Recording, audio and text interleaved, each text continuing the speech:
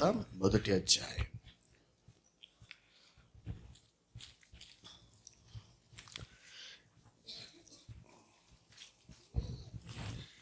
ఇరవై 26వ వచనం నుంచి 32 వరకు చదువు. లూకా సువార్త 1వ అధ్యాయం 26 నుంచి 32వ వచనం వరకు. 6వ నెలలో గబ్రియేలును దేవదూత గలిలయలోని నజరేతను ఊరిలో దావీదు వంశస్థుడైన యోసేపును ఒక పురుషునికి ప్రదానం చేయబడిన కన్యక యొద్దకు దేవుని చేత పంపబడెను. ఆ కన్యక పేరు మరియా. ఆ దూత లోపలికి వచ్చి ఆమెను చూచి, దయాప్రాప్తురాలా, నీకు శుభము, ప్రభువు నీకు తోడై ఉన్నాడని చెప్పెను. ఆమె ఆ మాటకు బహుగా తొందరపడి ఈ శుభవచనం ఏమిటో అని ఆలోచించుకొనుచుండగా దూత, మరియా, భయపడకుము, దేవుని వలన నీవు కృప పొందితివి. ఇదిగో నీవు గర్భము ధరించి కుమారుని కని ఆయనకు యేసు అను పేరు పెట్టుదువు. ఆయన గొప్పవాడై సర్వోన్నతిని కుమారుడనబడును. ప్రభువైన దేవుడు ఆయన తండ్రి అయిన దావీదు సింహాసనమును ఆయనకిచ్చును. ప్రార్థన చేద్దాం. పరిశుద్ధుడా, పరలోకమందున్న తండ్రి, నీ దాసులమైన మేమందరం ఏకీపించి ఉదయకాలం నీ పాద సన్నిధికి వస్తున్నాం. చదవబడిన లేఖన భాగాన్ని బట్టి నీకు వందనాలు. ఈ లేఖనంలోంచి మా అందరితో మాట్లాడి మాకు వినుబుద్ధిని గ్రహించే హృదయాన్ని దయచేయమని యేసు నామములో అడుగుచున్నాం తండ్రి, ఆమేన్. క్రిస్మస్ సీజన్ ప్రపంచం అంతటా ప్రారంభించబడింది, మొదలైపోయింది. సెలబ్రేషన్కి సిద్ధపడే వాళ్ళు సిద్ధపడుతున్నారు. నిన్ననో మొన్న ఎక్కడో చూసాం, నేను హైదరాబాద్లో నేను జాయిన్ వెళ్ళినప్పుడు క్రీస్తును అంగీకరించని వాళ్ళు కూడా క్రిస్మస్ బిజినెస్ కొరకు సిద్ధపడుతున్నారు. ప్రతి షాపులో స్టార్స్, ప్రతి షాపులో బలూన్స్, డెకరేషన్ ఐటమ్స్. వాడు క్రిస్మస్కి సిద్ధపడుతున్నాడు. దేనికి? డబ్బులు సంపాదించడానికి. కొంతమంది క్రిస్మస్కి సిద్ధపడుతున్నారు ఏదైనా ఒక స్కిట్ వేసి ఈ సంవత్సరంలో పేరు తెచ్చుకోవాలని. కొంతమంది క్రిస్మస్కి సిద్ధపడుతున్నారు ఏమని? పండగ రోజైనా సరే మంచిగా తినేద్దామని. లేని వెరైటీ ఉండకూడదు, పండగ అంటే పండగలా. కొంతమంది సిద్ధపడుతున్నారు, ఇది పండగ కదా, ప్రేమను పంచుదామని అన్నవస్త్రాలను ఇచ్చే వాళ్ళు కూడా ఉన్నారు. కానీ ఈ సీజన్లో అన్నిటికంటే ప్రాముఖ్యమైనది, ఈ సీజన్ స్టార్ట్ అయింది దేవుని ఆత్మ కార్యము ద్వారా. హల్లెలూయా. పరిశుద్ధాత్మ శక్తిని పొందుకోనప్పుడు అసలు ఇది ఏదీ జరగదు. సీజన్ స్టార్ట్ అయితే మనము ఈ సీజన్లో ఏమనుకోవాలంటే, నేను దేవుని కృప పొందినవాడిగా ఉండాలి, దేవుని శక్తి పొందినవాడిగా సెలబ్రేషన్కి నాంది పలకాలని మనం నిశ్చయించుకోవాలి. హల్లెలూయా. ఎందుకంటే ఎవరు ఎన్ని సెలబ్రేషన్ చేసినా ఆత్మ లేనివాడు నా వాడు కాదు. మనం ఎన్ని సెలబ్రేషన్ చేసినా దేవుని ఆత్మ లేకుండా, ఆత్మను దుఃఖపరుస్తూ, ఆత్మ చేత నడిపించబడకుండా, ఆత్మ ఒప్పించినప్పుడు ఒప్పుకోకుండా, సరి చేస్తున్నప్పుడు సరి చేసుకోకుండా, ఎంత బట్టలు వేసినా పంది ముక్కునున్న బంగారు కమ్మి వంటిది, సున్నం కొట్టిన సమాధి. చూడ్డానికంటే వెలుచూపుకి అది ఎంత అందంగా, వెలుచూపుకి అది ఎంత అందంగానే ఉండదు. దేవుని దృష్టిలో సెలబ్రేషన్ ఎట్లా ఉందన్నదే ప్రాముఖ్యమైన విషయం. ఇప్పుడు చదివిన లేఖన భాగంలో గబ్రియేలు దూత మరియ దగ్గరికి వచ్చింది. మీరు ఒక మాట ఆలకించండి. ఏమని అంటే, ఆ కాలాన కన్యకలే లేనట్టు మరియ దగ్గరికి ఎందుకు వచ్చినట్టు? అట్లా మీరు ఆలోచించమన్నా, మీరు కాస్త ఆలోచించండి. కన్యకలే లేనట్లు మరియ దగ్గరికి ఎందుకు వచ్చింది దూత? అరే మీరు ఆలోచించండి రా అంటే అందరు చెప్తారు. ఒరే నిన్ను ఆలోచించుకొని మీ ఆయనకి చెప్పు రాత్రి. మళ్ళా చెప్తున్నా, ఆ దేశంలో ఆ కాలంలో కన్యకలే లేరా? ఒకవేళ ఎంతమంది ఉన్నా వదిలేసి మరియ దగ్గరికి ఎందుకు వచ్చాడు అన్నది ఆలోచన చేయాలి. కృప పొందడం అంటే బైబిల్ గ్రంథంలో ఆదికాండంలో నోవహు దినముల్లో నోవహు కృప పొందినవాడు. కృప పొందినవాడిగా నోవహు ఉన్నప్పుడు ఆయన పనులు సకల జనుల విధులకు భిన్నంగా ఉన్నాయి. ఆయన కుటుంబం అందరి కుటుంబంలోగా లేదు. ఎలాంటి పరిస్థితుల్లో అంటే భూలోకమంతా చెడిపోయినప్పుడు, నరులు తమ మార్గములను చెరుపుకున్నప్పుడు. నేను అదే అంట, మనం ఇక్కడ అందరం మంచిగానే ఉంటాం, కిందకు పోయిన తర్వాత ఎట్లుంటాం అనేది. ఏ మీటింగ్లో అయినా ఎవరైనా మంచిగానే ఉంటారు. బళ్ళో టీచర్ ఉన్నంతసేపు మంచిగానే ఉంటాడు. వాడికి ఇంటర్వెల్ పెడితే అసలు వాళ్ళ లోపల ఏముందనేది తెలుస్తుంది. నేను కాలేజ్ స్టూడెంట్స్ కూడా అదే చెప్తుంటాను, నేను నమ్మేది. ఎందుకంటే నేను కూడా కాలేజీకి పోయి వచ్చిన కాబట్టి. వాడి రియల్ లైఫ్ తెలియాలంటే క్యాంటీన్ కాడే తెలుస్తుంది, క్లాసులో తెలవదు. అలాగనే క్రైస్తవుడు నిజ క్రైస్తవుడు అని తెలుసుకోవడానికి పెళ్ళిళ్ళల్లో ఫంక్షన్లలో బాగా తెలుస్తుంది, చర్చిలో తెలవదు. అలాగా ఒక క్రైస్తవుడైన వాడు కృప పొందాలంటే ఎక్కడి నుంచి కృప పొందాము, కృప కలుగునుగా కంటే కలగదని భయభక్తులు కలిగి నడుచుకున్నవాడు, మార్గములు చెరిపేసుకోకుండా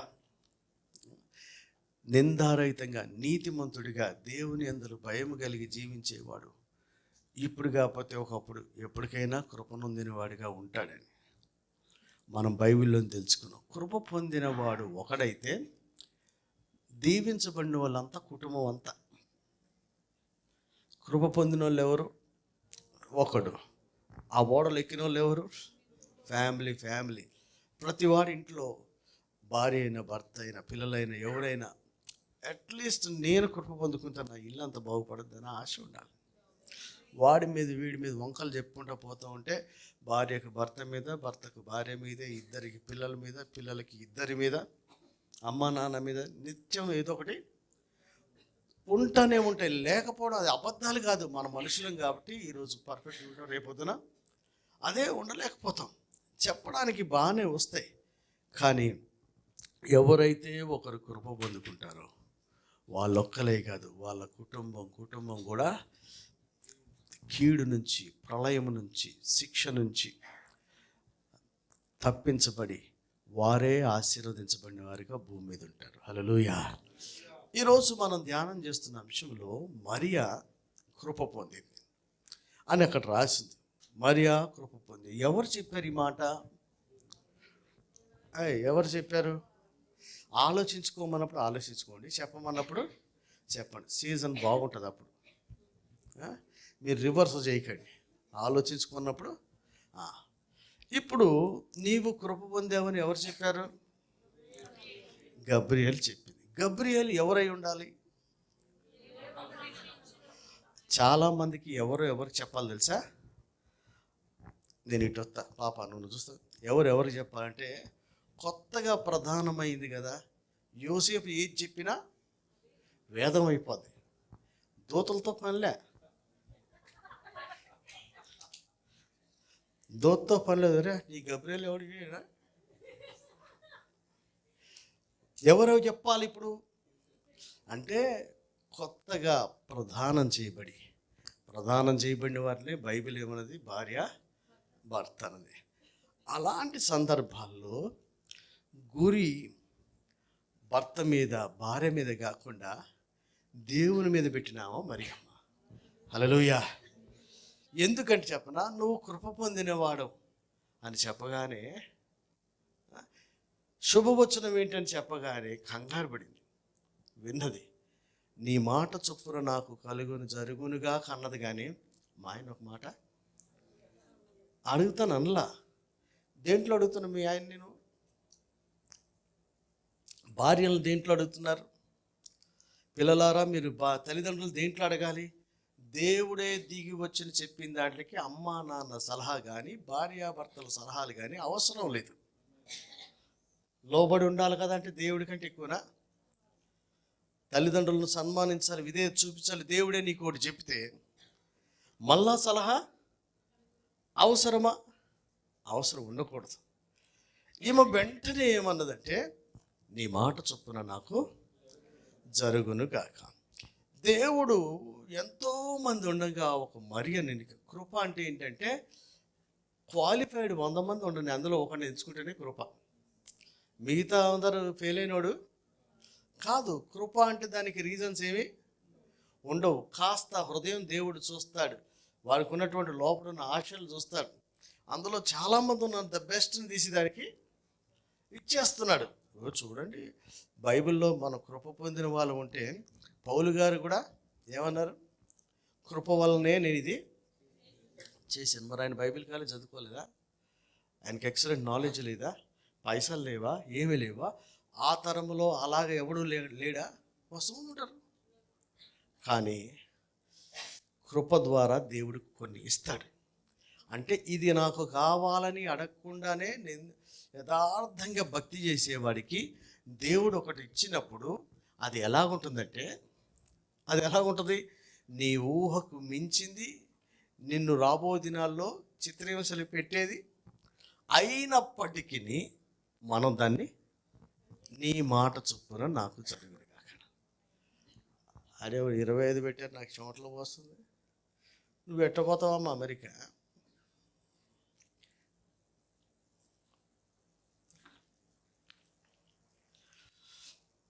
మన జీవితాల్లో నీవు కృప పొందినవు అని ఎవరు చెప్పాలా? చెప్పండి, ఎవరు చెప్పాలా? దేవుడు తన దూత ద్వారా చెప్తాను. బైబిల్ అంతా చదవండి. నేనే ఉదాహరణ చెప్తున్నా. ఒక్క నల్లగొండలో నువ్వు వెళ్ళని చెప్పింది తప్పనిచ్చి నేను గత 18 ఏళ్లగా చేస్తున్న పరిచర్యలన్నీ ఆయా దైవజనుల ద్వారా దేవుడు పలికినయే. నన్నే మీరు ముందు పెట్టుకొని మళ్ళీ నీకు దేవుడు చెప్పాలనుకోవడం అంత బుద్ధిహీనత ఇంకోటి లేదు. ఎందుకంటే ఒకడు నీ కళ్ళ ముందు 18 ఏళ్ళుగా చేస్తున్న పరిచర్యలన్నీ కూడా ఏది దేవుడు డైరెక్ట్గా చెప్పినాయి కాదు, ఒకే ఒకటి. అయినా దూతను పంపించి సేవకుని పంపించి చెప్తే దేవుని మాటగా స్వీకరించి ఇన్నాళ్ళు చేస్తున్నా అంటే మీరు ఇప్పటికైనా సరే మీకు దేవుడు దైవజనుడి ద్వారా చెప్పిన మాటని దేవుని మాటగా అంగీకరించి మీరు 100% చేయాలని ప్రభుపేట మీకు తెలియజేస్తున్నా. హల్లెలూయా. కృప పొందినామా? దైవజనుడు ఎలా ఉంటాడు అనేది పై వచనాలు గబ్రియలు గురించి గతంలో చెప్పినా కదా. ఆయన నేను సర్వోన్నతుడైన దేవుని సముఖమందు నిలుచుకుండు గబ్రియలు. దేవుని సన్నిధిలో ఉండడం అంటే దేవుని మాట కొరకు వెయిట్ చేయటం. దేవుని సన్నిధిలో ఉండడం అంటే దేవుని మాట కొరకు వెయిట్ చేయటం. మనకు తోచినవన్నీ దేవుడు చెప్పినవి కాదు. ఏదైనా సరే బైబిల్ బాగా చదువుకోండి, ఏది కూడా లేఖనాలకు మించి ఏ దేవుని దర్శనము, కళ, ప్రవచనాలు ఉండవు. నీకు దేవుడు చెప్పాడంటే అది వాక్యం లోపటనే ఉండాలి, కానీ వెలుపల ఉండకూడదు. నమ్మి బాప్తిసం పొందిన వాడు రక్షించబడును, నమ్మని వానికి శిక్ష విధించు. రక్షణ గురించి బైబిల్ ఏం చెప్పింది? నేడే మిక్కిలి. నువ్వు ఒక డేట్ పెట్టుకున్నావు అంటే నీకు దయ్యం చెప్పిందని. బాప్తిస్మానికి డేట్ పెట్టుకుంటే దయ్యం చెప్పింది. రక్షణ పొందుటకు పలాని వారి దగ్గర బాప్తిసం తీసుకోవాలనుకోవడం కూడా దయ్యం చెప్పినట్టే. ఎవరైతే మారు మనసు పొందారో, ఎవరైతే పశ్చాత్తాపడారో, ఎక్కడ ఎప్పుడు చేస్తే ఇమీడియట్గానే వెంటనే బాప్తిసం తీసుకున్నారు. ఇవన్నీ మనుషులు కల్పించిన పద్ధతులన్నీ కూడా క్రిస్మస్కి బాప్తిసం తీసుకోవాలి, పుట్టినరోజుకి బాప్తిసం తీసుకోవాలి, కోటాల్లో బాప్తిసం తీసుకోవాలి, పలానా అయ్యగారు వచ్చినట్టు బాప్తిసం తీసుకోవాలి. ఇవన్నీ కూడా మనుషులు కల్పించిన పద్ధతులు. దైవజనుడైన వాడు ఎక్కడ ఉండాలంటే దేవుని సన్నిధిలో ఏముండాలా? నిలిచి ఉండాలా. దేవుడు ఎప్పుడు ఏది చెప్తే అది వినాలి. ఎవరికి చెప్పమంటే ఏయ్ మరియకి వెళ్ళి వర్తమానం చెప్పండి, వాము ఆమె సంగతి నీకేం తెలుసు అన్నాడు అనుకో. పలానా ఊరు పో అంటే నా పరిస్థితి నీకేం తెలుసు అన్నావు అనుకో. పలానా పని చేసిరా అంటే మా ఆఫీస్లో సెలవు ఎవరని నీకేం తెలుసు. పలానా పని చేయమంటే మా ఆవిడ ఒప్పుకోదని నీకేం తెలుసు. ఏది చెప్పకూడదు, ఏది ఎవరు నేను కూడా చెప్పొద్దు. నేను కూడా చెప్పి నష్టపోయి ఉన్నా కాబట్టి మీకు అందరూ చెప్తున్నారు రంజయ్, నేను నష్టపోయినోడిని కనుక మీరు తక్కువ మంది ఎక్కువ మందిగా మీలో ఎవ్వరు నష్టపోవద్దని. బలర్పించడం కంటే ప్రతిసారి చూస్తా. వెంటనే లోబడిన మా తమ్ముడు 12 ఏళ్ల తర్వాత తిరిగి వచ్చిన నేను తేడా ఉంటుంది. డైరెక్ట్ మంచిగా ఉన్నటువంటి కాలికిను రాడ్ వేసుకున్నోడు కాలికి తేడా ఉంటుంది. మీరందరూ ఇరిగి రాడ్లు వేసుకొని తిరగమని నేను చెప్పట్లా, అసలు ఇరగకుండానే చూసుకోండి. అందుకనే వెంటనే చెప్పినప్పుడే అర్థం కాకపోయినా దేవుని మాటగా మనం నమ్మాలి. హల్లెలూయా. సర్వోన్నతుడైన దేవుని సన్నిధిలో నిలిచివాడే దైవజనుడు. సర్వోన్నతుడైన దేవుని సన్నిధిలో నిలిచివాడే దైవజనుడు. ఈ మాట మొన్న కూడా మీకు అంతకుముందు చెప్పిన, ఎవరి గురించి చెప్పినాం, యాకోబు గురించి చెప్పినట్టు దైవజనుడు అనేవాడు ఎట్లుండాలంట, యేసు అనే నిచ్చెన అది ఆకాశానికి భూమికి కనెక్ట్ అయి ఉంటుంది. ఆ దేవదూతలు అనేవాళ్ళు ఎక్కడే ఉండొద్దు, దిగినే ఉండదు. ఎక్కి దిగే అనుభవంలోనికి దైవజనులు ఉండాలి. ఆ కొన మీద మీరు బైబిల్ చదివారు, ఆ కొన మీద యెహోవా కొన మీద ఉన్నాడు. ఈ కొన మీద కింద ఎవడు ఉన్నాడు? యాకోబు ఉన్నాడు. రక్షణ పొందాల్సినవాడు, ధర్మాత్ముడైన వాడు భూమి మీద ఉంటాడు. సర్వోన్నతుడైన వాడు పైన ఉంటాడు. వానికి వీనికి మధ్యలో మధ్యవర్తులుగా దైవజనులు ఉంటారు. హల్లెలూయా. నీకు సమాచారం తేవాలంటే ఎవరు తేవాలి? ఎక్కుచూ దిగుచున్న వాడే తేగలుగుతాడు. ఆ ఎక్కుచూ దిగుచుండేటువంటి దైవజనుడి మాట మనకి ఒక్కొక్కసారి మంచిగా అనిపిస్తుంది, ఒక్కోసారి మంచిగా అనిపించకపోవచ్చు. దేవుడు నిశ్చయముగా కొత్త సంవత్సరంలో నిన్ను దీవిస్తాడు. ఆమేన్. కరెక్టే. మరి దేవుడు కొత్త సంవత్సరంలో నిన్ను 40 రోజులు ఉపవాసం ఉండమన్నాడు. నా ఆరోగ్యం గురించి ఆయనకు బాగా తెలుసు కదా. నువ్వు దీవితే చెడిపోయి పందిలాగా పొరులుతావని కూడా ఆయనకు తెలుసుగా, మరి నిన్ను ఎట్లా దీవిస్తాడు? అట్లా అనుకుంటారా? కరుణించయ్యా, కృప చూపించు, నన్ను ఎట్టయినా దీవించు, ఆరోగ్యమే అంటారు. అదే ఒక పని చేస్తే నా పరిస్థితి ఆయనకి తెలియదా అనుకుంటారు. ఎవరో ఎక్కడో కాదండి, నా గురించి నేను చెప్తున్నాను. నన్ను 1992లో ఫస్ట్ దేవుడు సేవ అంటే ఇది నాకు సంబంధం లేదన్న. ఆ తర్వాత మమ్మీ చర్చిలో, డాడీ వాళ్ళ చర్చిలో కొంతమంది చెప్పారు. దాన్ని నేను పట్టించుకోవాలా. ఏమైనా సరే విదేశాలు వెళ్ళిపోవాలన్నది ఒకటే ఉండే నాకు. యూరోప్ వెళ్ళి సెటిల్ అవ్వాలని ఇప్పుడు దాకా పోలే. ఎందుకని? ఆయనకు వ్యతిరేకంగా చేసిన ఆలోచన 30 ఏళ్ళు దాటినా ఇంతవరకు చేయలేకపోయాను. ఎందుకని? ఆయనకి చెప్పింది ఒకటి, నేను చేసేది ఒకటి. అదే గనక ఆయన చెప్పినట్టుగా చేస్తే ఆత్మయే మనల్ని నడిపింపు చేస్తూ ఉంటాడు. హల్లెలూయా. ప్రయాసపడేది తక్కువ, వెళ్ళిపోయేది ఎక్కువ. ఎట్లుంటుందని చెప్పనా? మనం దేవుని చిత్తాన్ని ప్రకారం పోతుంటే బండి డౌన్లోకి వెళ్ళినప్పుడు నువ్వు ఎక్సలేటర్ ఇవ్వకపోయినా మామూలు స్పీడ్ కంటే ఎక్కువ స్పీడ్ వెళ్తుంది. ఎందుకని? అది స్లోప్ అలా ఉంది. మన వెనకాల నడిపించేవాడు ఒకడు ఉంటే నీవు సొంత ప్రయత్నాలు మానేసి ఆయనే మనల్ని అట్లా తీసుకెళ్ళిపోతుంటాడు. హల్లెలూయా. ఇప్పుడు నాకు అనిపిస్తుంది కదా, మా మమ్మీ ఒకటి అన్నది గుర్తొచ్చింది.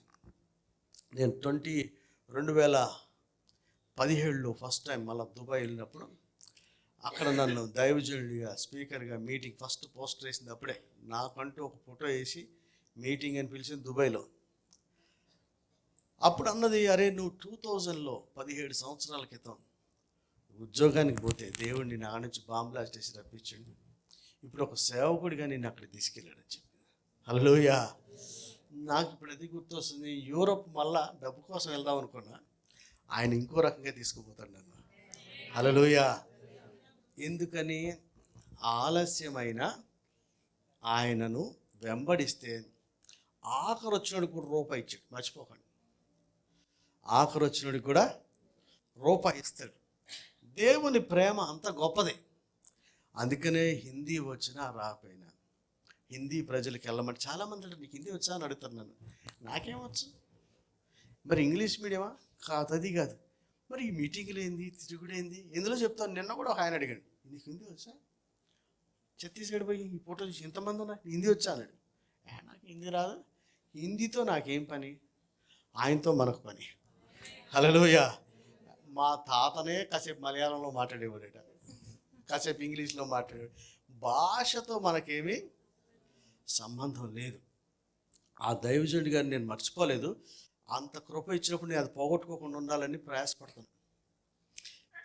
అది ఏంటంటే జేమ్స్ గారు, జేమ్స్ చాకో గారు, ఆయన దాదాపుగా 12-14 ఏళ్ళ నుంచి, ఆ వయసు నుంచి ఆయన ప్రసంగాలు చేస్తున్న ఆయన థియాలజీలో మాస్టర్స్ చేసిన ఆయన, ఎన్నో దేశాలు తిరిగి వచ్చిన ఆయన, ఎంతో పెద్ద పెద్ద పరిచయాలు. మళ్ళీ చెప్తున్నా, మీరు రాహుల్ గాంధీని కలవాలంటే ఆయన ద్వారా పోయి కలవచ్చు. ఇట్లా ఫోన్ చేస్తే కోమటిరెడ్డి వెంకటరెడ్డి ఎత్తుతున్నాడు, నా ముందు చేసిండు ఆయన ఫోను. రాజగోపాల్ రెడ్డి ఎత్తున్నాడు, వాళ్ళ ఇంట్లో భోజనం చేసిన ఫోటోలు ఉన్నాయి. అమెరికాలో ఆయనకి ఇల్లు ఉంది. ఇప్పుడు వెళ్తే 3 నెలలు అక్కడే ఉంటాడు. ఆయన కొంతమంది పెద్దోళ్ళ లక్షణాలు చెప్తారు వినండి. ఇంత ఉండి, సార్ మీరు రండి నార్త్ వెళ్దాం అంటే వచ్చారు. ఆయనకి స్కూల్ ఉంది, పెద్ద స్కూల్ ఉంది, ఇన్ని పరిచయాలు ఉన్నాయి, ఎన్ని ఫోన్లు వస్తున్నాయి, పెద్ద పెద్ద వాళ్ళు చేస్తున్నారు. అయినా సరే ఒక వ్యక్తి 5 రోజులు పనులు మానుకొని, అన్నీ మానుకొని నార్త్ ఇండియా రావడం అంటే చిన్న మాట కాదు. మళ్ళీ అది కూడా వాక్యం చెప్పడానికి కాదు, నాతో కలిసి రండి సార్ అంటే వచ్చాడు. సార్ మీరు కూడా చెప్పండి అంటే చెప్పారు. ఆ 2వ రోజు నుంచి నేను ఎప్పుడైతే దేవుడు నాకు అవకాశం ఇచ్చాడు, నేను ఒక మాట ప్రసంగం చేశాను. అంత పెద్ద ఉత్తముల లక్షణాలు చెప్తాను వినండి. ఉత్తములు, దేవుని ఆత్మ సంచారాలని గుర్తించగలిగిన వాడు వెంటనే, సార్ నేను చెప్పను కానీ మీరు కంటిన్యూ చేయండి, ఈ ప్రాంతానికి నాకు, ఆయన అన్నది, నేను కూడా నా పిల్లోడికి ఇంకొంచెం చెప్పాల్సిందే అని ఎవరన్నారు? మరి ఆయన ముందు నేనెంత, ఆయన ముందు మనమెంత. అంటే ఏంటంటే దేవుని ఆత్మ సంచారాలను గుర్తుపట్టగలిగిన వాడే ఆత్మ సంబంధి. పర్సనల్ తీసుకోకూడదు. ఆయన తిరిగినంత నేను తిరగలేదు, ఆయనకున్న సంఘాలు నాకు లేవు. నార్త్లో ఆయన చాలా విస్తారమైన పరిచయం చేశాడు. అసలు ఆయన తీసుకుపోవడానికి కారణం, ఈయన నాకు ఎక్కడనో నార్త్కి ఉపయోగపడతారు కదా అని తీసుకెళ్తే, ఆయనకున్న డబ్బుల్లో మనం లేదు, ఆయనకున్న పరిచయాలు మనకు లేవు.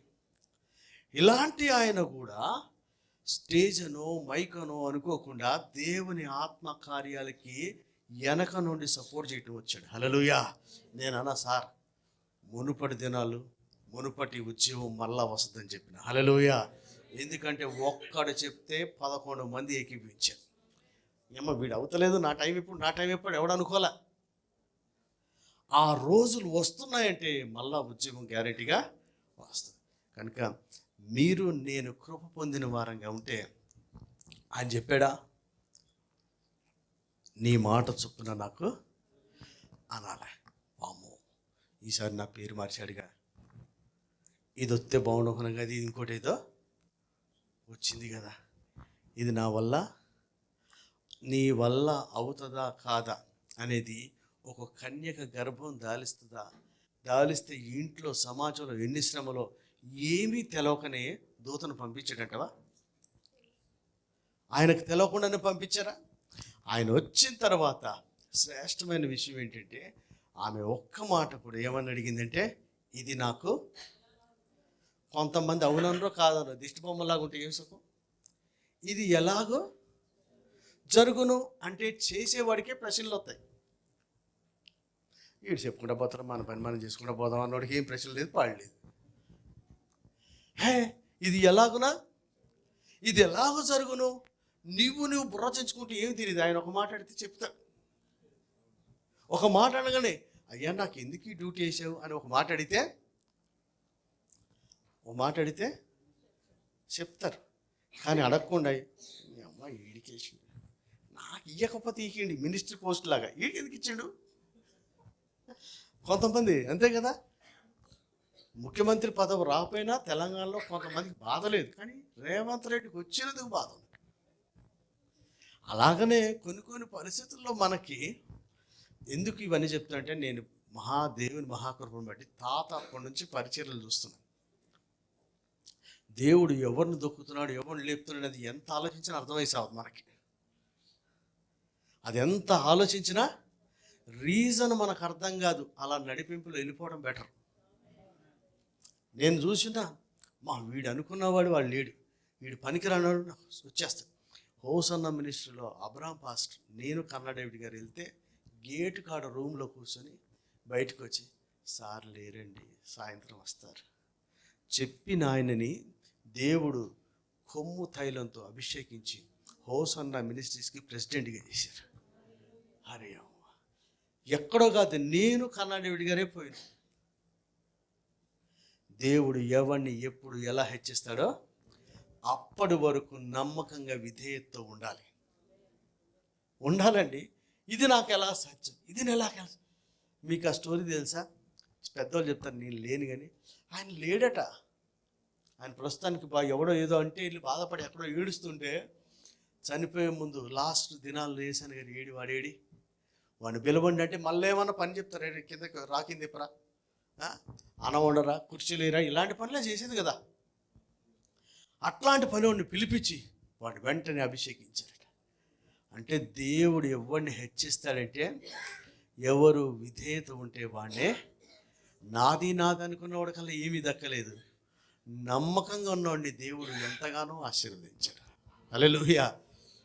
ఈమె భక్తి చేస్తూ ఉంటే, నేను అనుకుంటా కదా, భక్తి చేస్తూ ఉంటే ఈ రోజు కాతే రేవుడు నన్ను దీవిస్తాడని కాదు, దీవించినా దీవించకపోయినా నేను దేవుని సన్నిధిలో యథార్థంగా ఉండాలి. దీవించకపోయినా, హెచ్చించకపోయినా నిత్యత్వం ఉంది కాబట్టి నమ్మకంగా ఉండాలి. నాకు గుర్తింపు లేదే. కొంతమంది అంటారు మా సేవలకి పార్టీలో నాకు గుర్తింపు లేదు. పార్టీ మారినోడు ఎలా చెప్పేది ఏంది? పార్టీలో గుర్తింపు లేదు, చర్చిలో మాకేం గుర్తింపు లేదు. చర్చిలో ఎవరు నిన్ను గుర్తించాలి? ఆయన నిన్ను గుర్తించాలి. ఆయన గుర్తించాలండి. అసలు చర్చికి వచ్చేది మొన్న చెప్పినగా, సువర్ణ అంటే నువ్వు పోయినావు పక్కింటికి పోయి బెదిరి, లేకపోతే నరకానికి పోద్ది. బెదిరించాల్సిన పని మరి నువ్వేదికే బర్త్డేకి వస్తున్నావా, నరకానికి పరలోకం గురించి వస్తున్నావా అని చెప్పాలా. వినలేదా? చేయి కడుక్కో, నీ మార్కులు నీకు వస్తాయి, ఆమె ఉంటుంది. మందిరానికి వచ్చే వాళ్ళు ఎవరైనా సరే నిత్య జీవానికి సిద్ధపడే ప్లేస్ అనే రావాలి. కానీ పెళ్ళిళ్ళు దినాలు సమాధులు కాదు. సమాధులు అయితే ఏడో యాక్సిడెంట్లు చేస్తారు, ఒకడు ఏడో సముద్రంలో పడి చేస్తారు. మేము పోతున్నాం విమానం పడి చేస్తాం, నాకు సమాధే ఉండదు. ఏంది ఇది? ఇక సమాధి చేసేది జీవితం పోయినట్టేనా? మనం ఎట్ట చేస్తాం అనేది కాదు, మనం అక్కడ ఉండాలనేది లెక్క. హల్లెలూయా. ఇలాగ ప్రభువుని నమ్మినటువంటి ఆమె, దేవుని నమ్మిన ఆమె ఎవరు నమ్మింది? గబ్రియేలు నమ్మింది. నీ మాట చొప్పున ఏమంది? ఆయన మాట చొప్పున నాకు జరిగినగా, నువ్వెవడం అంటే నేను ఆయన పంపించాడు. మరి ఏమేమన్నది? నీ మాట చొప్పున నాకు అంటే అంత నమ్మాలి. దేవుడు పంపించాడంటే నీ మాట చొప్పున నాకు జరుగునిగాక. ఎలా గడిగింది? ఎలా సాధ్యం అంటే సర్వోన్నతుని శక్తి నిన్ను కమ్ముకొను, దేవుని ఆత్మచేత నువ్వు గర్భవతి అవుతావు అని చెప్పంగానే ఆమె వెంటనే నీ మాట చొప్పున నాకు అంటే లైఫ్లో ఇప్పుడు ఒక టర్నింగ్ పాయింట్. ఇప్పుడు ఉన్నాను అనుకోండి, ఇప్పుడు రాజుగారి వయసులో ఎరా నీకు ఎంత సర్వీస్ ఉంది? ఇంకా ఉంది. ఇప్పుడు యేసుప్రభు వదిలేయమన్నాడు అనుకో జాబు. పెళ్లి కాని పిల్లకి గర్భం ధరిస్తే సొసైటీలో ఎన్ని బాధలు ఇబ్బందులు ఉంటాయి ఆమెకు తెలుసు, జనాలకు తెలుసు. జాబ్ అనేది ఏమని దేవుడు చెబితే ఎన్ని ఇబ్బందులు ఉంటాయి అనేది నిజమా కాదా? అయినా నీ మాట చొప్పున జరుగుగా అనొచ్చా? అనరం కదా. ఎందుకని? నేనే అనలేదు కాబట్టి, ఎవరినో కాదు. 2003 ఏమో నువ్వు అంటున్నావు లేదు, ఆలోచించు, అందరూ ఆలోచించండి. 2003 నవంబర్లో ఇలాగే ఫాస్టింగ్ ప్రేయర్లు చేస్తుంటే 19వ రోజున దేవుడు నాకు చెప్పిందని నేను చేయలే. చేసేది ఉపవాసం, ఉద్యోగానికి సెలవు పెట్టుకొని ప్రార్థన చేస్తున్నా. దేవుడు నాకు మాట చెప్పాడు, అది నాకు నచ్చలే. మీకు నచ్చుతున్నాయా? జాషువా నచ్చుతుందా? అమ్మో, వాడు ఎట్లా చూస్తుంటే ద్రాక్షారసం అంతా ఈడీ తాగేసినట్టు చూస్తుండేది. ఒక బాటిల్ తీసుకురా అన్న, ఈడు ఒకటి వేసి వచ్చినట్టున్నాడు. చూడండి, ఎవరి గురించో నేను చెప్పను, అమెరికాలో జపాన్లో ఆడికి ఈడికి అయిందని. నేనే 2003 నవంబర్లో, ఇది పుట్టలే, సన్నిగాడికి 7-8 నెలలుండే, 10 నెలలు అనుకుంటే వయసు, ఉపవాస ప్రార్థన చేసి రూమ్లో ప్రతిరోజు చేసి ఒక పూట కాదు మొత్తం చేస్తే 19వ రోజున దేవుడు నన్ను దర్శించి నల్గొండ బాగుండే. నేనేమో దేవుడు పిలిస్తే దుబాయ్, జపాను, అమెరికా అయితే బాగుంటుంది, ఇమీడియట్గా ఆ రోజు వెళ్ళిపోతాను, ఆ రోజు అయిపోతానుగా. నల్లగొండ బొమ్మంటే బూడిదలో పోసిన పన్నీర్లాగా ఉపాసాలు అయిపోయినాయి బాధపడి. ఏమో ఇంతగానం చేస్తే ఈ నల్లగొండ ఏంటంటే, మీరు ఎంత అదృష్టవంతులు, నేను రాబట్టి కదా మిమ్మల్ని ఇంతగా తిట్టేది.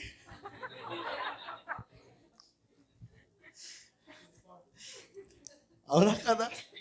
నరులను గద్దించేవాడు ఒకడు అవసరమని 2003లో పంపించి చెప్పాడు దేవుడు. మిమ్మల్ని గద్దించడం వల్ల మీరు బాగుపడతారు, చెప్పినందు చేస్తాం వల్ల నేను దీవించబడతాను. మీరు బాగుపడి నేను చెడిపోతే ఏం సుఖం? ఆయన చెప్పింది చేస్తే మీకు మంచిది, నాకు మంచిది. వెంటనే నీ మాట చొప్పున నాకు జరుగునుగా, కానీ మొత్తం మూటాముళ్ళు చదువుకొని నేను రాలే. ఒకడికి దైవ దర్శనం కలగటం ఎంత అదృష్టం అండి. కానీ నాలాంటి వాడు ఏం చేశాడు? నచ్చక వదిలేశాడు. నేను చెప్తున్నా కదా, మనలో అందరినీ కూడా దేవుడు దర్శిస్తాడు. దర్శించనోడు లేడు. విధేయుని దర్శించాడు, అవిధేయుని కూడా దర్శించాడు. ఎవరిని దర్శించకుండా లేడు. వాడికి పని చెప్పడానికి, వీడిని హెచ్చరిక చేయడానికి ఇద్దరిని దర్శిస్తాడు దేవుడు. ఆ ఇద్దరిని దర్శించినప్పుడు ఎవరు ఎంత విధేయులు అనేది మాట, నీ మాట చొప్పున నాకు జరుగునుగా కానీ అనలే. రంజిగాడికి ఇదే ప్లేస్లో ప్రార్థన చేశాడు, దేవుడు ఒకటి చెప్పాడు, వెంటనే దాన్ని, నేను 3 ఏళ్ళకి వచ్చిన ఆడు 30 ఏళ్ళకైనా వస్తాడో రాడు, ఏందో అదే డౌట్. పక్కనున్న భార్య, నీ ఉద్యోగం కోసం ప్రార్థన చేయమాక, అట్లా చూస్తావే నువ్వు. వాడికి దేవుడు చెప్పింది నెరవేరాలి. ఎందుకంటే నువ్వు చెప్పిన ఇవన్నీ పట్టించుకోకండి. మన దినముల అంతం వరకు,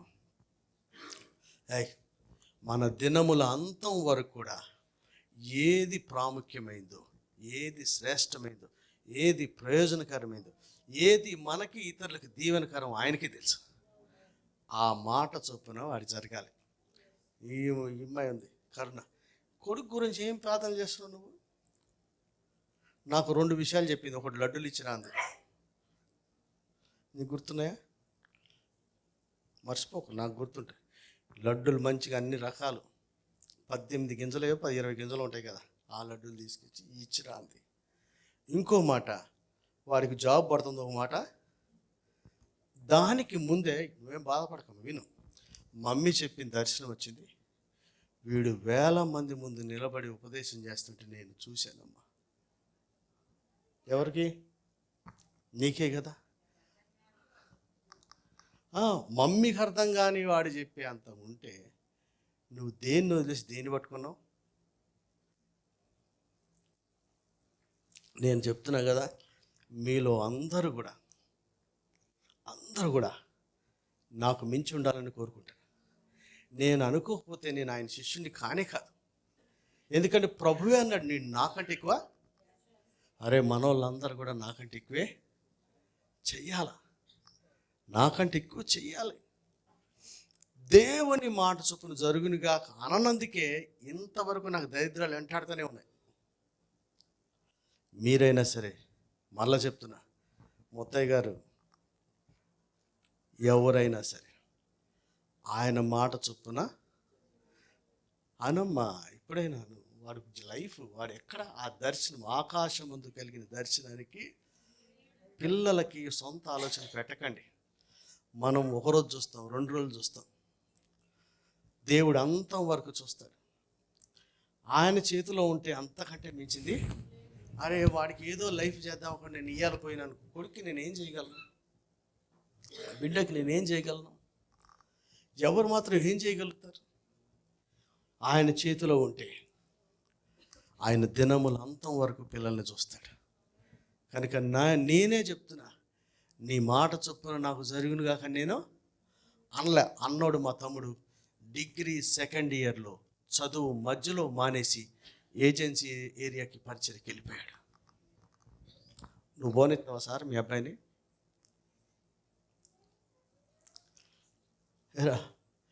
ఒకవేళ భర్త లేదన్నా సేవ చేద్దామని సిద్ధపడుతుంటే భార్యలుండి బుద్ధి లేదా, ఇల్లు రగడిసింది అన్నారు అనుకో,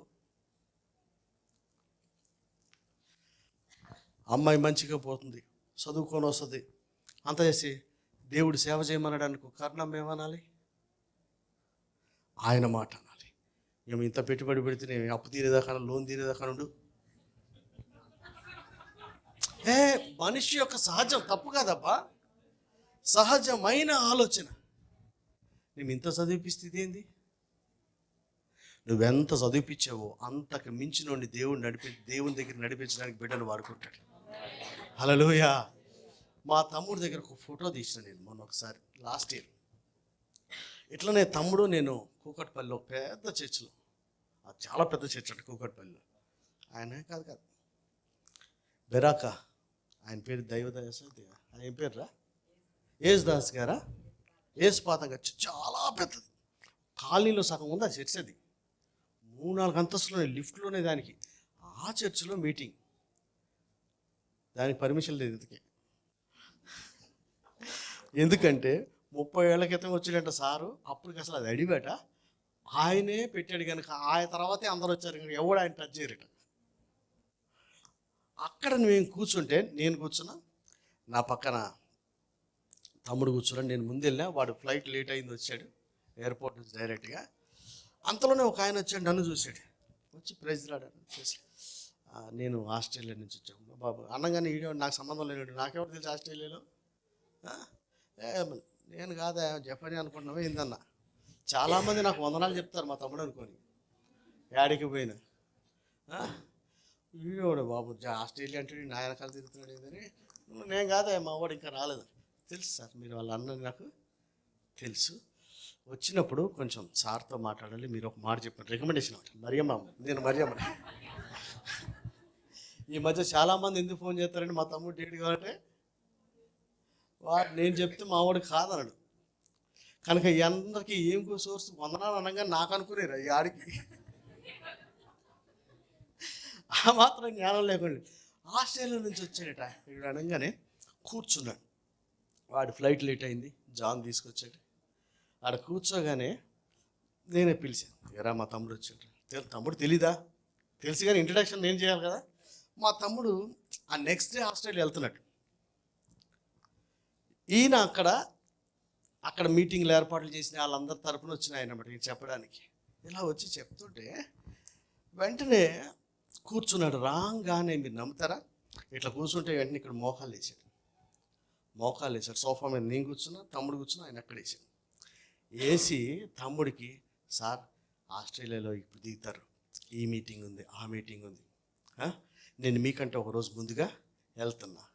ఇవన్నీ చెప్తుంటే నాకు ఫ్లాష్ బ్యాక్. సిఆర్ రెడ్డి కాలేజీలో డిగ్రీ చదువుతున్నప్పుడు సైకిల్ మీద 4 సర్వీసులు సుమారుగా 40-50 కిలోమీటర్లు తిరిగేవాడు మా తమ్ముడు. తిండికి లేక, ఇంట్లో లేక కాదు, వాడు రోషం కలిగినాడు, దేవుడు పెడితే తినాలని.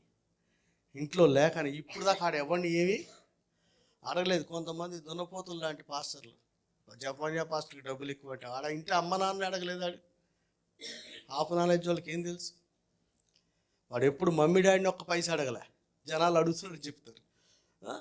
అవన్నీ నాకు గుర్తొచ్చి వెంటనే నేను ఒక ఫోటో తీసిన, నా దగ్గర ఇప్పుడు కూడా ఉంది. ఆ ఫోటో తీసి లోయకి పెట్టి, లోయి చూడవే, ఏ విశాఖపట్నంలో కారు షెడ్లో ఉన్నాడు, ఏ ఏజెన్సీ ఏరియాలో చెట్టు కింద రాత్రంతా ఉండి ఆ డ్యాంలో నీళ్ళు తాగి జబ్బు వచ్చినా పిచ్చి వచ్చినా అక్కడే పడి సేవ చేశాడు.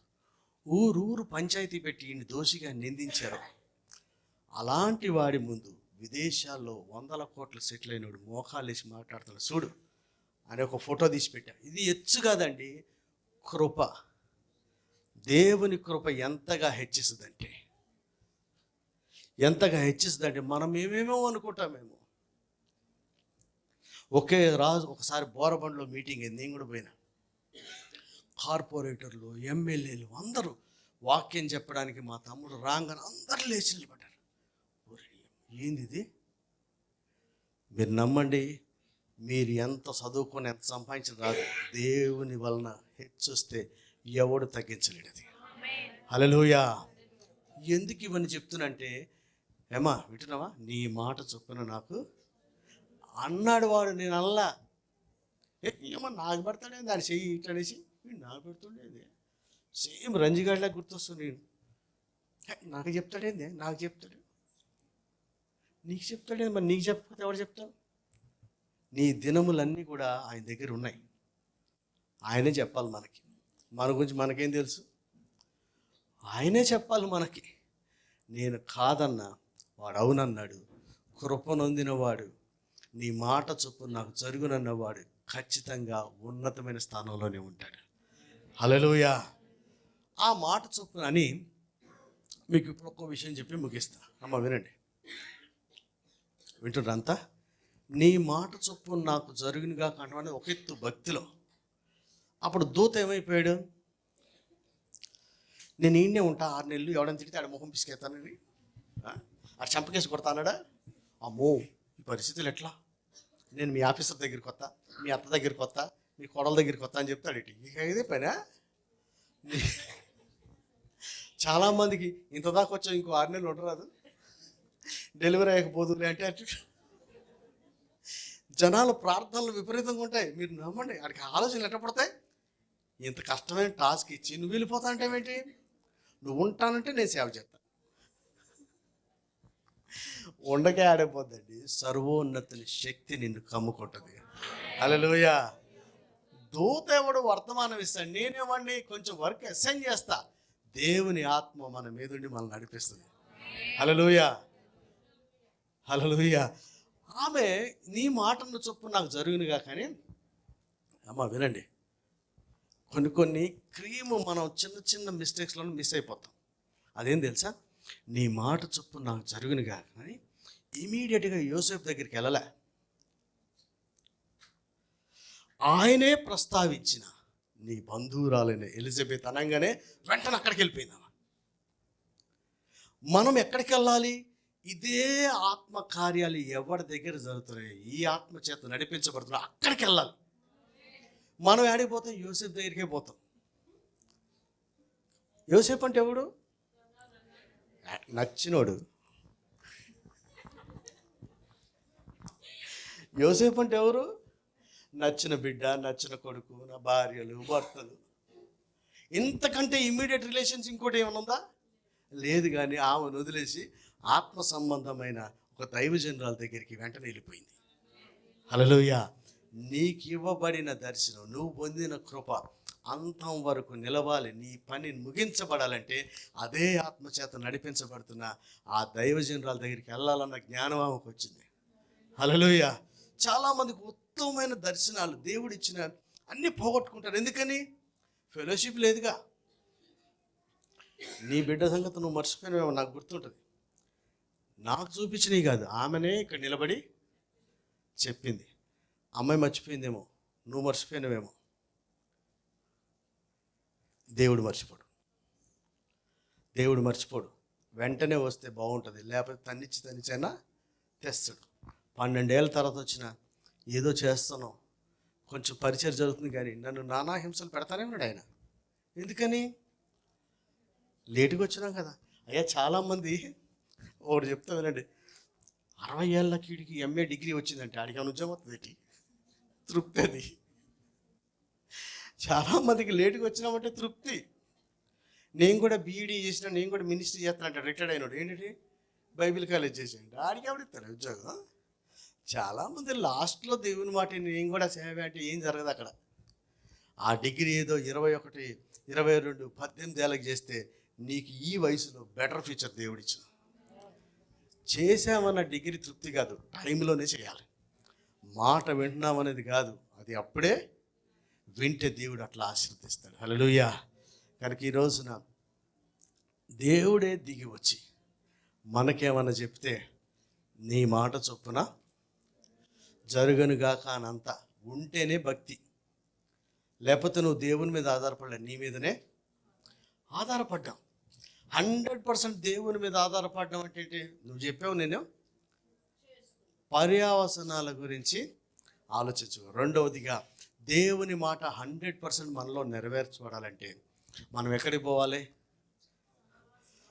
అదే ఆత్మచేత అదే దేవుని కార్యాలు కలిగి ఉన్న వారి దగ్గరికి వెళ్తేనే మనం ఈ నిందల అవమానాలకి బాధలకు కూడా నిలబడి దేవుని కార్యం మనలో నెరవేర్చబడడానికి ఆస్కారం ఉంటుంది. యోసేపు దగ్గరికి వెళ్తే ఏం సుఖం అంటే ఏంది? మీ ఇమీడియట్గా మనకు దగ్గరైన వాళ్ళు, ప్రేమ కలిగిన వాళ్ళు, వాళ్ళ దగ్గరికి కాదు, ఈ బంధం కన్నా ఆత్మచేత నడిపించబడే వాడి దగ్గరే మనం ఉండాలి. హల్లెలూయా. అలా ఉంటే 100% ఆ కార్యం నెరవేరుతుంది. కనుక ఈ రోజున కొత్త సంవత్సరంలో దేవుని ఆత్మకార్యాలు మనలో జరగాలి. మనం కృప పొందిన వారంగా ఆయన సన్నిధిలో ఉండాలి. ఏమని కృప పొందిన వాడమైతే ఏమవుతాయి? లిస్టు పెట్టమాక, నీ మాట చొప్పున నాకు జరగదు. ప్రార్థనలలో లిస్టులు, పాయింట్లు పెట్టకండి. దేవుడు మాట్లాడమని అడుగుదాం. ఆయన మాట్లాడినప్పుడు నీ మాట చొప్పున నాకు జరుగునుగాక. ఆ ఒక్క మాటను అయినంత మాత్రం మళ్ళీ ఇంట్లో కూర్చున్నావా చేయలేవు. ఆ మాటని అదే ఆత్మచేత, అదే దర్శనం కలిగిన, అదే నడిపింపులో ఉన్నటువంటి దైవజనురాలతో ఆమె దగ్గరికి వెళ్ళబట్టి ఈమె గట్టిగా స్ట్రాంగ్గా ఉండగలిగింది. కనుక దేవుని మాట చొప్పున నాకు జరుగునుగా కానీ మనం చెప్పగలగాలి. రెండవదిగా ఆ మాటను ఇమీడియట్గా యోసేపుతో కాకుండా ఆమె వెళ్ళి ఎలిజబెత్తో పంచుకుంది. అక్కడ కొన్నాళ్ళు ఉన్నది. ఉంటే ఏమవుతుంది? ఆ సహవాసంలో స్ట్రాంగ్ అయిపోతారు. జ్ఞానం కలిగిన వాడితో సహవాసం చేస్తే మరింత జ్ఞానము కలిగిన వాడితో. ఈ అమ్మాయి, నీ పేరే నా హెప్సీబా చెప్పింది, దేవుడే చూపించాడని. ఎన్ని నెలలకు ఒకసారి వస్తుంది? 1 నెలకు ఒకసారి వస్తుందా? నువ్వు ఆలోచన చెప్పింది నువ్వా నేనా? నువ్వు దేవుని కూడా లెక్క చేయమన్నమాట. అయితే దేవుడే చూపించాడు అన్నప్పుడు దేవునికి కూడా విధేయులవరా? దైవజనుడి మాట పక్కన పెట్టు. కొత్త సంవత్సరంలో ఎవరు అట్లా ఉండొద్దు. దేవుడిగా దేవుని పంపించిన సేవకుడే ఆయన చెప్పమన్నాడు. నేను చెప్పానంటే నీ మాట చొప్పున నాకు జరుగునుగా కనాలి. ఇమీడియట్గా ఆ మాట నెరవేర్చబడినట్లుగా, ఇంకా స్ట్రాంగ్గా ఉన్నట్లుగా అదే మాటను పొందుకున్నటువంటి ఆ ఎలిజబెత్తో సహవాసం చేసి, టచింగ్ కాదు, అక్కడికి వెళ్ళి ఆమె కొన్నాళ్ళు అక్కడ ఉన్నది. ఆ సహవాసంలో ఉంటే దేవుని చిత్తం మనలో నెరవేర్చబడుతుంది. కనుక మనం నీ మాట చొప్పున జరుగునుగా కందాం. అదే ఆత్మచేత నడిపించబడుతున్న దైవజనుల సమక్షంలో మనం ఉండగలిగితే మనం ఇంకొంచెం స్ట్రాంగ్ అయ్యి దేవుని చిత్తం మన జీవితంలో నెరవేర్చబడితే కొత్త సంవత్సరంలో నీవు నేను అందరం కూడా దేవుడు మనకు అప్పగించిన పరిచయం, దేవుడు మనకు చెప్పిన మాట 100% జరిగినట్లుగా మన రిక్వెస్ట్లు పక్కన పెట్టండి. నీ మాట చొప్పున నాకు అంటే నువ్వు మాట్లాడమని ఫస్ట్ అడగాలి. రెండోది నీ మాట చొప్పున జరుగునుగాక, అది నెరవేర్చబడినట్టుగా మనం అదే ఆత్మచేత నింపబడి నడిపించబడుతున్న దైవజనులతో సహవాసం ఉంటే దేవుని కార్యం 100% మన జీవితంలో నెరవేర్చబడింది. కొత్త సంవత్సరంలో అందరం కూడా దేవుని మాటకు విధేయులుగా ఉండి ఆయన జీవితమే, ఆయన చిత్తమే మన జీవితంలో నెరవేర్చబడినట్లుగా ఈ నెలంతా ప్రార్థన చేసి కొత్త సంవత్సరానికి వెళ్దాం. దేవుడి మాటలు దీవించుగాక.